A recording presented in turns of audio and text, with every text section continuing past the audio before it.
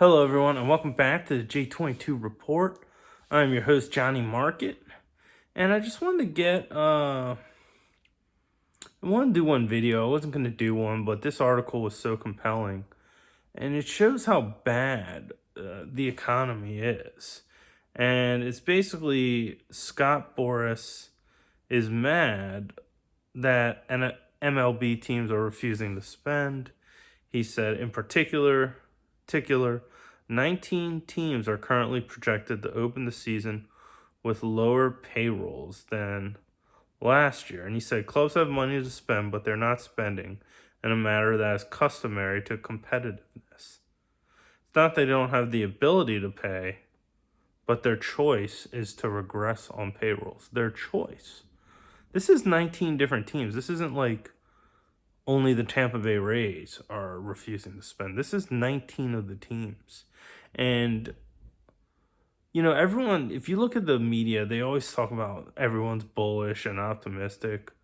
But if you look at it, what are the elites? What have they been told? This 19 teams reducing payroll significantly. This isn't a one-off event. You want to get another one? Michael Jordan. He was told he sold his stake on the Charlotte Hornets. And I've done a video on that. Mark Cuban, he sold the Dallas Mavericks. And he has inside info. He campaigned for Hillary. He's in tech. He knows. Jeff Bezos, owner of Amazon. And if someone knows the strength of consumer, it's him. That he owns the store that America shops at.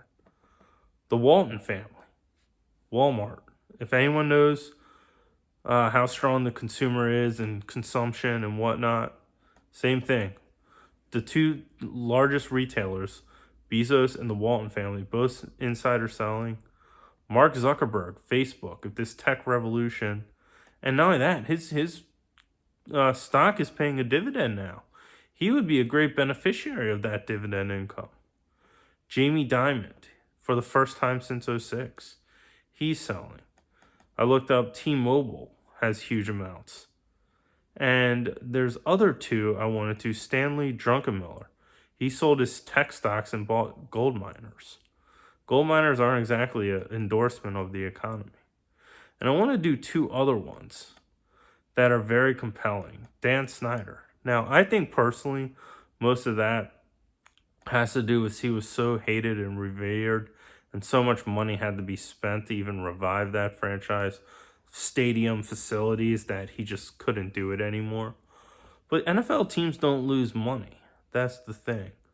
And here's the other kicker. He's leaving the country. It's not even like, I can see he's so hated in Washington. I can see if he moved to the West Coast or somewhere else or whatnot, or even Canada.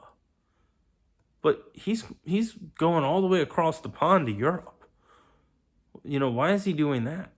Has he been told the economy's getting bad? Now, that's a very small one, but here's the big one. The Angelos family. They just sold the Orioles. Why would you even try to sell that team? He even made a forward-looking comment earlier in the season. Most people call it this. He said, we're not even going to be able to afford to keep this team together. So that doesn't sound like someone who was going to sell when he said he wasn't going to keep the team together. Now, hear me out. Here's the other thing. Here's some history for you. The Angelos family has owned the team for a long time. They were not liked. They were considered one of the worst owners in sports. They were despised.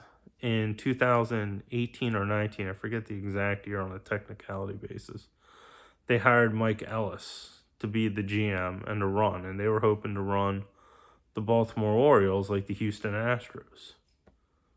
And they wrote a letter, don't expect a good team for the next couple years. They're going to invest in their farm system, which means we're going to tank for high draft picks. So that's 3 years later or 4 years later, all of a sudden they're a 100-win team. They have all these players for controllable years for the next 5 years. For the next 5 years after this year. And I mean, they're star players, most of them. They have them. So after being told you're the worst owner in sports, you're not liked, you're irrelevant, wouldn't you want to, get that ring? You have the team that's looking great. Wouldn't you want to get that ring? Wouldn't you want to get that ring and shove it down your critic's throat? Why wouldn't you wait till you win the World Series and then sell the team? Why sell the team after just one good season of 100 wins? I'll tell you why he sold. He was probably told from some insiders that the economy is going to tank and that this is the highest he'll ever get it. It doesn't matter how good Baltimore becomes over the next 10 years. The value of that franchise and MLB in general, not picking on the Orioles, is going to be a lot lower because the economy's tanking. And so look at what they're doing. And look at this, 19, and it's not just the Angelos, 19 teams are opening the season with lower payrolls than last year. Most notably the Padres, who slashed their payroll from 256 to 145 million. That's over 100 million. Now the Padres did have to take out a loan to make payroll, but still. And the Angelos selling makes absolutely no sense. I know he wasn't liked in Baltimore. And what happened shortly after? The city of Baltimore is laying people off. I saw that on macroeconomics. So if you look at all these insiders are selling. Jordan, Cuban, Bezos, Walton family, Zuckerberg, Angelos, Jamie Dimon, T-Mobile, Dan Snyder, Stanley Druckenmiller, MLB, 19 teams are reducing payroll. Y'all think none of this is related? This isn't a coincidence? So as I said before, I think this year it's an election year. They're going to juice up the markets, but a rug pull's coming. So anyway, I just wanted to do that. We'll post the front office sports article below.